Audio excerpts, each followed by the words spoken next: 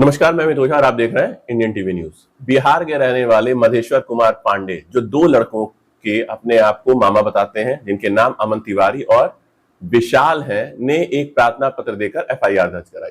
FIR में उन्होंने ये आरोप लगाया था कि बच्चों का इलाज सही से नहीं हुआ और इसके अलावा अस्पताल में बच्चों को बंधक भी बनाया गया था। जब हमने इसकी जांच पड़ताल की तो इससे पहले वाली खबर में हमने डॉक्टर का आपको एक वर्णन दिखाया था, जिसमें उन्होंने इन चीजों से इनकार किया था। साथ ही साथ ऐश्वर्य श्रीवास्तव के बारे में भी मामला सामने आया था, जहां उन्होंने खुद को रेलवे का डॉक्टर बताया था। लेकिन हाल फिलहाल अभी जो मामला संज्ञान में आया है, उसमें यह आया है कि अब डॉक्टर ऐश्वर्य श्रीवास्तव का यह कहना है कि वो डॉक्टर है ही नहीं। अब वाकई ये जांच का विषय है कि डॉक्टर बनकर ऐश्वर्य श्रीवास्तव कहां कहां प्रैक्टिस कर रहे थे और उनका अस्पताल में ले आने का आखिर मकसद था क्या। क्योंकि दोनों ही लड़कों के पिता, अमन और विशाल के पिता का यह कहना है कि मधेश्वर कुमार पांडे और के श्रीवास्तव उर्फ ऐश्वर्य श्रीवास्तव उर्फ दीपू श्रीवास्तव का आपस में कोई लेन देन का विवाद है, जिसके नाते ये एफआईआर दर्ज कराई गई। और सबसे मजे की बात यह है कि जब इससे पहली वाली जब हमने खबर बताई थी तो उसमें मधेश्वर कुमार पांडे के जो जीजा है अमन तिवारी, उनको इस एफआईआर के बारे में कुछ पता ही नहीं है। यानी कि कुल मिलाकर अगर ये कहे तो बच्चों के पिता को ये पता ही नहीं है कि एफआईआर क्यों, कब और किस लिए दर्ज कराई गई है। इस क्रम में हमने एक बच्चे के पिता, अमन तिवारी के पिता मधुबन तिवारी का जो बयान था, जिससे हमारी बात हुई थी, वो हमने अपने चैनल के माध्यम से दर्शकों को बताया था। आज इस दूसरी खबर में हम विशाल के पिता सुरेंद्र तिवारी का बयान आप लोगों को सुनाने जा रहे हैं। वो आप आगे की खबर में उनका बयान सुनिएगा। Hello hello. हाँ ये सुरेंद्र तिवारी जी से बात हो रही है? जी सुरेंद्र तिवारी जी, मैं अमित ओझा बोल रहा था गोरखपुर से। जी ये आपके बच्चे एडमिट हुए थे पायनियर हॉस्पिटल में, जी तो अभी कैसी तबीयत वगैरह है उनकी? ठीक है सर। तो ये क्या, जैसे एक एफआईआर दर्ज कराए हैं, कोई मधेश्वर पांडे करके हैं, जी तो क्या वो सही है कि मतलब अस्पताल में जो है बच्चों को बंधक बंधक बना लिया गया था?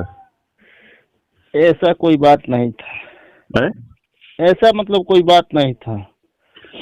मतलब हाँ सीरियस था मरीज, ठीक ना? हाँ तो मानिए डॉक्टर के हिसाब से चलना है। हाँ। मतलब दावा हुआ है, बच्चा हमारा ठीक है, पैसा लगा जितना लगा उतना लगा। तो जो सर्जरी वगैरह भी हुई थी ना उसमें? क्या? हाँ हाँ हाँ। तो मतलब अस्पताल में कोई दिक्कत हुई थी उस समय आप लोगों के साथ? दिक्कत नहीं हुई थी हम लोग का। तो उसमें ये जो मधेश्वर पांडे और श्रीवास्तव जी का कुछ लेन देन है क्या आपस में? हाँ, वो लोगों का आपस में कोई बात होगा। चलिए, यही थोड़ा सा जानना था, क्योंकि फिर वो कंप्लेन किया कि जैसे बंधक बंधक बना के रख लिया गया है, तो ये सब चीजें गलत हो जाती है ना। फिर जी जी जो सही है जनता के सामने कम से कम वो चीजें आनी चाहिए। जी जी। अस्पताल की तरफ से आपका सहयोग हुआ था कि वहाँ पे जबरदस्ती? हाँ सहयोग हुआ था, उसमें कोई दिक्कत नहीं। कहीं पैसा लगेगा तभी ना दवा होगा। चलिए ठीक है, नमस्ते। ठीक, नमस्ते।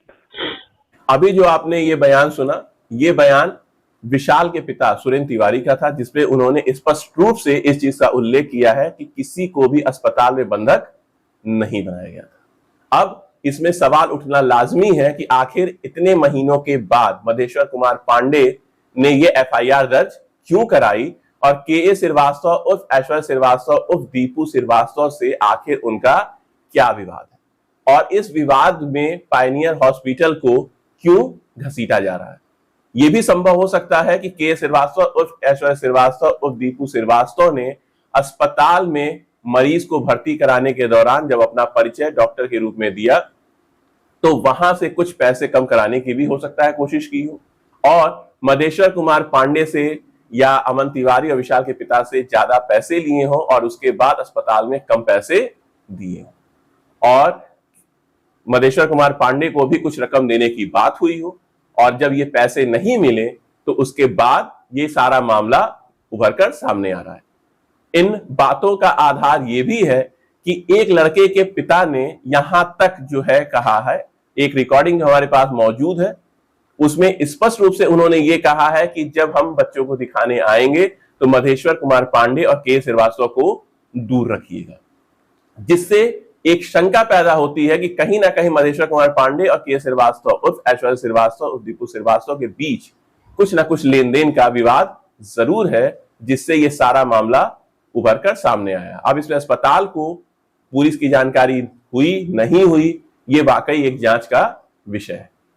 लेकिन जहां तक बच्चों को बंधक बनाने की बात है, तो आपको बताते चले कि किसी भी बच्चे को बंधक नहीं बनाया गया, और ये हमारा कहना नहीं है बल्कि बच्चों के पिता का कहना है।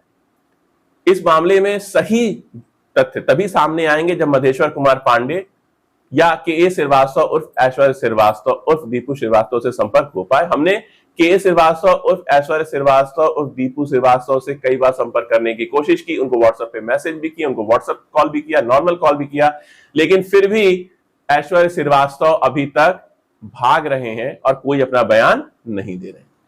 इसलिए कहीं ना कहीं पहली नजर में ऐसा लगता है कि ऐश्वर्य श्रीवास्तव का कुछ ना कुछ पैसे का लेन देन मधेश्वर कुमार पांडे से है, और कहीं ना कहीं दाल में कुछ काला जरूर है। बाकी सारी चीजें तो जांच के बाद सामने आएंगी, लेकिन आपको यह भी बताते चले कि एक बच्चे के पिता ने यहां तक कहा कि अगली बार जब वो इलाज के लिए अगर आते हैं तो मधेश्वर कुमार पांडे और ऐश्वर्य श्रीवास्तव को इनसे दूर रखा जाए, यानी कि बीच में कहीं ना कहीं कुछ ना कुछ तो जरूर हुआ है। इस खबर में यदि हमें और भी कोई जानकारी मिलती है या मधेश्वर कुमार पांडे या ऐश्वर्य श्रीवास्तव का कोई बयान आता है, तो वो भी अपने चैनल के माध्यम से दर्शकों को जरूर दिखाएंगे। आज की खबर में सिर्फ इतना ही है। खबर अच्छी लगी हो तो कमेंट बॉक्स में जाकर कमेंट करें, चैनल को लाइक करें, सब्सक्राइब करें और खबर को ज्यादा से ज्यादा शेयर करें। हम कल मिलेंगे एक नई खबर के साथ, तब तक के लिए नमस्कार।